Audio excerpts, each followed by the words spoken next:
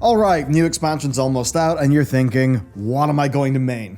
That is obviously a challenge. The good news though is that in Dragonflight, it's actually not as important, in a way. So let's get into it. Unlike Shadowlands, the downsides of swapping mains aren't really there. This is an absurdly more alt-friendly expansion. Here's the recap. 0 borrowed power systems, right? No legendaries, conduits, soulbinds, anything like that. Of course, tier gear does exist, but the inspiration catalyst system charges, that's the thing that's used to create tier gear, those are actually earned account-wide. Also, all cosmetics are unlocked account-wide. Reputation levels aren't account-wide, but your main can unlock a 100% bonus rep buff for your alts. Now, this would only really be important for, say, crafting stuff. Dragon riding glyphs and cosmetics are also account-wide, so on the whole, it is a hell of a lot better. I plan to have multiple capped characters personally. I don't think it'll be that hard. Just like using today's sponsor. NordVPN.com/Bellular Gaming, today's sponsor, which is available at my link with an exclusive deal and a 30-day money-back guarantee. Plus, Nord actually do a lot more. Now, why would you want to get a VPN? Well, I mean, for me, it's obviously pretty simple. Often I want to watch some media content that is, funnily enough, not available in the UK.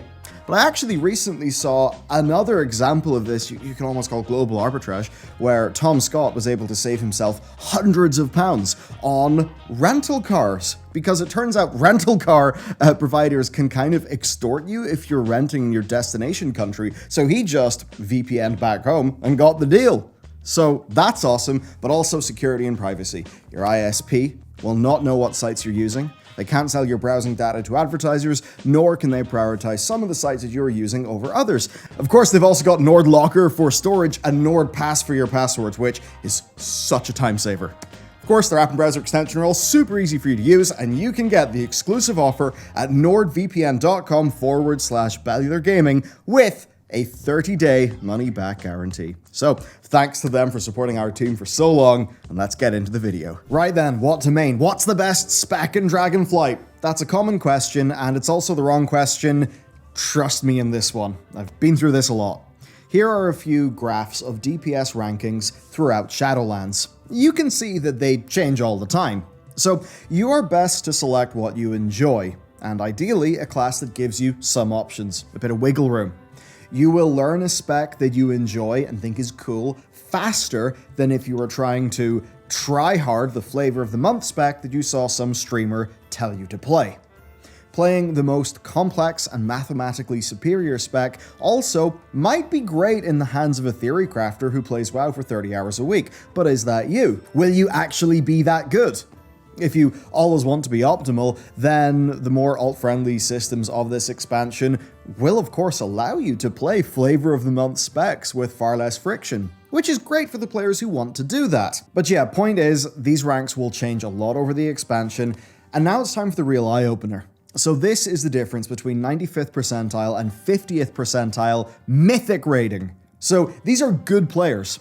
And you can see that 95th percentile has Havoc Demon Hunter a bit more towards the bottom, but 50th percentile has it more in the middle. So it has less theoretical potential damage, but it's easier to play, so on average, people tend to do better with it. Comparing 50th percentile, mythic, heroic, and normal, we see a similar story, right, with loads and loads of specs. So if you're just going by mythic parses, you would assume that, like, Mage is completely dead with these graphs. But lo and behold, here's Fire Mage somehow doing okay in Heroic. Yep, not a normal. The statistics are wild when you get into them.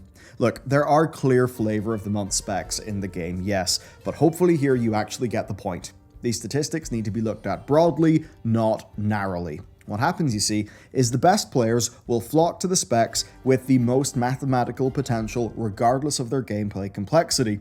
They will often be using, of course, ideal stats, perfect trinkets. Those will serve to further inflate the gap, as seen in the data, between the best theoretical performance and the median, and this can basically just mislead loads of average players. That being said, sometimes there are dead specs in the game because honestly balance can be a total just weird disaster. We cannot tell this in advance. Who knows how many buffs or nerfs we will see in the fortnight leading up to raid opening. Absolutely it'll be the case that pre-patch like performance and what's topping charts right now, that may not translate to max level, right? So if you're just trying to find out what's literally the best, it's really impossible to know. Overall, in the fullness of time, the best spec is one that you actually enjoy, that you're comfortable playing, and that you can stick with in the long run to the point where you play it excellently. And here's what really shows that. Take a look at these numbers. You would rather be in the upper quartile of an average class than perhaps the median or the lower quartile of a flavor of the month spec that you quickly rolled to because you saw a bunch of streamers do well. We also see that, thankfully, most of the time, no class that only has a single DPS spec tends to have that DPS spec at the very bottom, though, I mean, I'm sure Windwalker felt a bit hard done by in that one. Traps. Okay, you can fall into a few, mostly social traps, and this is something that only really happen if you are in very competitive feeling content, like maybe heroic and mythic raids, higher mythic plus keys. If you are dabbling in normal or LFR stuff, then you don't really need to worry about the stuff I'll talk about here. Playing what you enjoy will just get the job done. Now, say you want to play Ret Paladin, right? But your team actually needs a healer or a tank. Well, you may end up feeling pressured to play the spec that you don't enjoy. All right, there's a bit of a hybrid trap. Another part of the hybrid trap is, yes, if the worst happens and you're playing a hybrid class, it's only got one DPS spec, and that DPS spec is just really not balanced in a bad way, then that's just a really rough, shitty situation, and that is absolutely Blizzard's fault.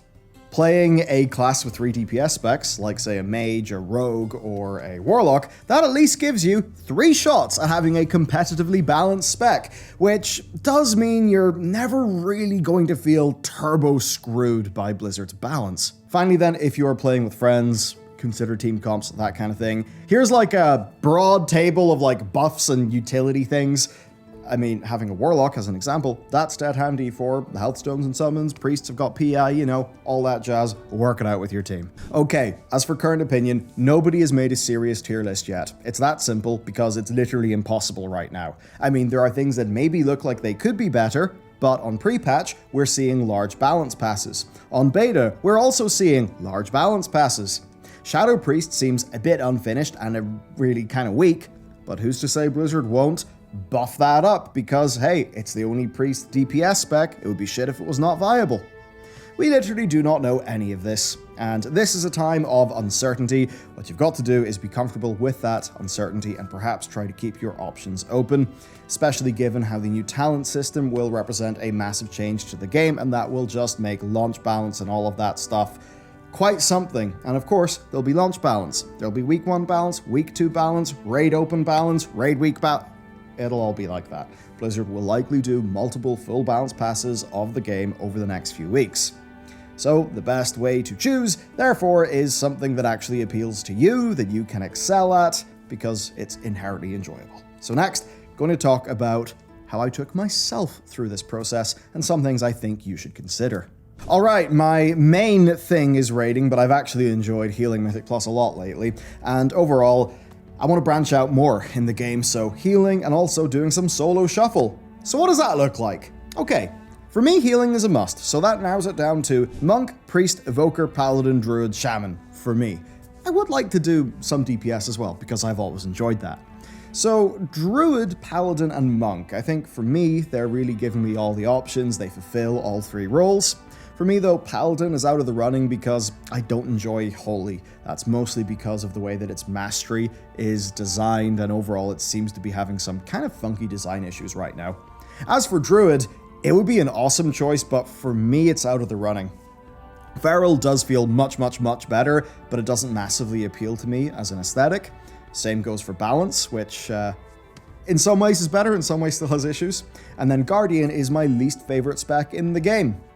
So that's Druid out, but for many people, Druid will be a brilliant choice. I mean, Feral is looking way better than it has in ages in terms of the core gameplay design stuff. Then Monk is left as a super strong contender. Now, I don't really plan to tank, but I will say that I think Brewmaster is absolutely awesome, one of the more fun tanks in the game, so it is a great choice. So overall then, I'm left with Monk, Evoker, Priest, Shaman, taking priests, shadow priests have got their issues. That's a really big shame, and it does kind of weigh on me pretty heavily.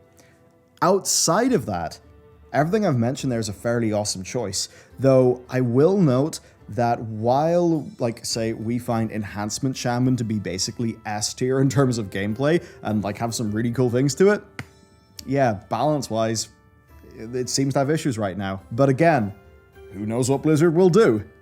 Then there's Evoker, which, you know what? It's actually quite fun. I think their healing spec is just, it slaps super hard. It is super fun.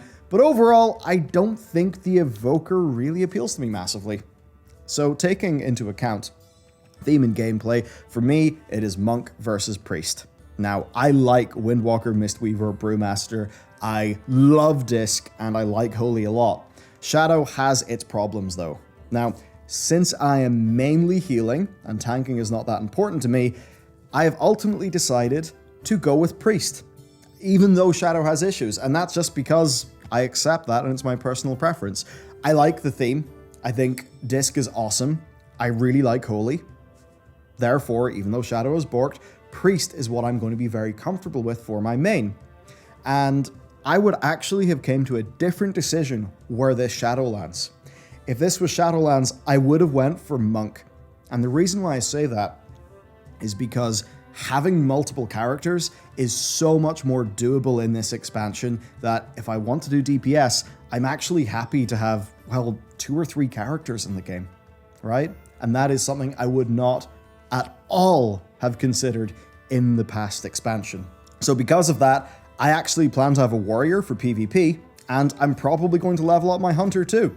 I enjoy survival enough, marksmanship is a bit more okay with the talents, and it had been my main for years, and I just have a bit of attachment, I suppose, to that class and character. So there you go, Priest gets my healer pick. Now, I still want to provide you with some other of my opinions, I guess. So if I was going to go for a pure ranged DPS, ultimately, after quite a lot of thought, I would go with Warlock. I think they are awesome. I just think that their gameplay is really, really fantastic. I think Mage is also a really strong pick.